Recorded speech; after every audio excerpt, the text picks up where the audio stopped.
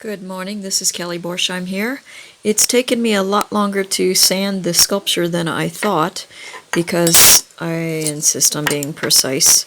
So I'm using various tools. Right now I'm using this very fine diamond file that has a flat edge here with a slight curve because I'm trying to get rid of cellulite along this edge here. I carved in to make some depth here to get curvy from the bird's eye view, as I mentioned in another video. And so I'm trying to figure out the joining of this. I want all of this to be very soft. I want it to be the anatomy that exists, but I want it to be very soft and undulating in its change of curve and things. So what I'm finding is that there are little spaces like this that have a little bit of cellulite in them. And then I'm using the soft light of the sun because it's raining outside and I pulled everything in. But do you see how there's a shadow right there? That shadow right there is a little dent. And I wanted the curve of the calf muscle here to come in and slowly go into the bones of the knee. But I must not have done a good transition at some point, and so this is a little too deep. So I've been working to carve against the hole this way. Do you see how it's just not coming along? But anyway, it's this is the kind of thing that I'm doing. And also I'm using a file such as this three-sided triangular one because it's very good for refining a groove here. And I want the groove to be quite thin because I want it, the thinner it is, the less light enters it, and I get a better shadow. So I'm trying to refine this line here. That's it for now. It's Kelly Borsheim, Borsheimarts.com. Follow me on Patreon, scusa. Okay, now I want to take a look at this foot because, as I mentioned in a previous video, I have a little dent that happened in here from shaping this little toe. And it's, oops, excuse me, I really don't drive very well when I aim this video, do I? It came from developing this toe because I find that really the little toe has so much personality because it tends to curl quite a bit on most people. So it's really kind of interesting to make it fun. Plus, it's also in the front, or at least on the same plane as the faces here on my sculpture Sisters out of Carrara marble, if you're just tuning in anyway.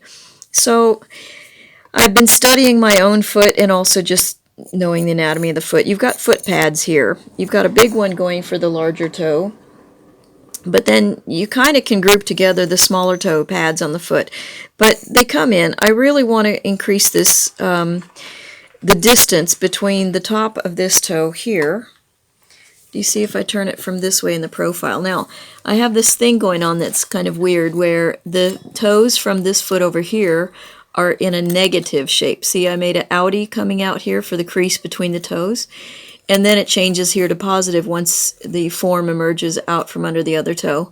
I'm not sure why I did that, but I think it's fun and I like it, and so I stuck with it. And so anyway, that's what's going on there. This is an outie for the toes up here. Nothing's really particularly realism, but I'm basing the, manipulating the realism to make this abstract thing. But I don't like this dent, and I need to connect this dent with the rest of the anatomy of the bottom of the foot. So what I have chosen to do is, if you look at your foot, you have a ridge right here to support you. It keeps you from falling over to the outside, I'm pretty sure. But then you have the arch of your foot inside, and also because of the fact that I've got the foot pointing in an extension, you can see from the top of the foot it's extended, but then I have the toes curling under here. I want to make this more curvaceous. If you can see the inside here, it's more curvaceous on this side, and it's not consistent because if you look just at the profile, that's a little bit straight. So I'm trying to decide how much curve I want to put here, because this is the support for the foot, and I may like the difference on this, but what I kind of am deciding is that you've got a large pad for the heel of the foot here, then I can have the option to do the bendy will happen here. It's a lot like how the rib cage and the hips work. You've got the rib cage is bone that locks into the spine, and you have the hips that are quite locked into the spine. But that's that little section of vertebrae between the thoracic, the rib cage, and the pelvis that allows you to flex from the waist down. From the waist you flex. Same with the neck.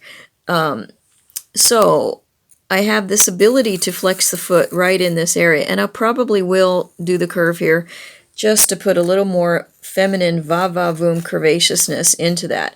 But I still know that I'm coming down to this point that I've got to resolve. This point is more emphasized because the pad of the foot here goes really, really up. So I'm thinking this will be more interesting to cut into this a little bit and make this be a landscape, a little fleshy part that rolls into this toe, curling up into the fleshy part. So I'm trying to design that right now and trying to figure out what I can get away with. The other thing that's still a concern is that because this is an extended piece of marble here, it's still fairly large, and it's still, it's a hard marble, the Carrara, but it doesn't mean I want to put the risk in. You can see that I've curved the edges away. I think I mentioned that in another video also. Do you see how I'm getting a shadow underneath these toes that are here? Because I've curved up a little bit, so the light can't get underneath here, but there's space there, and so you get deep. And I like that. I did that not only to create a shadow between this and whatever surface that the sculpture is exhibited on, but that was poor English. But I also did it because if someone sets the sculpture down, it being a small piece, it's likely to be moved up and down often. I didn't want it to snap and break off. So if I rounded the edges, it gives a protective measure also with the sculpture. So usually I'm doing things for more than one reason at a time. Anyway, I'm going to cut here between the toes, making sure that, do you see, I want to keep this fun roundy shape between the toes here because that's the ooh la la. Feet are really fun that way, I think. And then I'll start to develop this arch more, and I may put a little more curve into the foot by carving into this a little bit, not going beyond where this foot would have its curve. Do you see? So actually I should take my pencil and mark that now to have this go in. What I don't want to do is I may have to taper this heel a little bit more to match this. Do you see how this one is tapered? If I get right on top. This ended up being tapered, and also it gave it a rounded. So I could taper this a little bit more from this side to try to help the roundness of this foot. Do you see? Because there's a limit to how much I can take off on this foot, and I don't really want to re-sculpt the toes and all that kind of stuff, and I may not have the material. So I'll take in a little bit here, take a little bit there to help the taper that's in there, because you see how this is more block-like, and yet I want to keep this form going here. So when I carve away from the foot on the left, I want to make sure that even though I'm going a little deep, I've left this thicker. Do you see, if I turn it here maybe, do you see I don't have the thickness of this foot that it would have in reality, especially not when you relate it to the thickness of the foot on the other side of this even. However, I want to keep the strength of the marble, and that's more important. And frankly, it doesn't really matter that I'm not being literal on here. I have enough space for a big toe to come up. I can even cut away this other toe here if I want to, but I kind of like the idea of letting that curve in. And again, I'll make this a juicier, rounder ball of the foot by carving in here, and that will also have the extra benefit of giving me more space on this part of the foot, on the other foot. Okay? I hope that makes some sense there and that this is not too long or boring, but give me feedback if you like.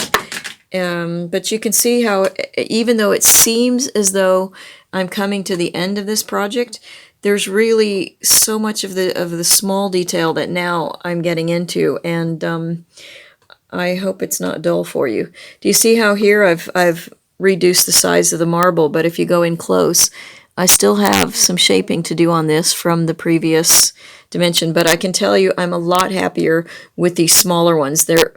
And I may have to kind of shape these to make them a little bit smaller as well. But I'm much happier with what is happening now with this. Little by little, I'm getting there. Ciao, ciao for now. Kelly Borsheim.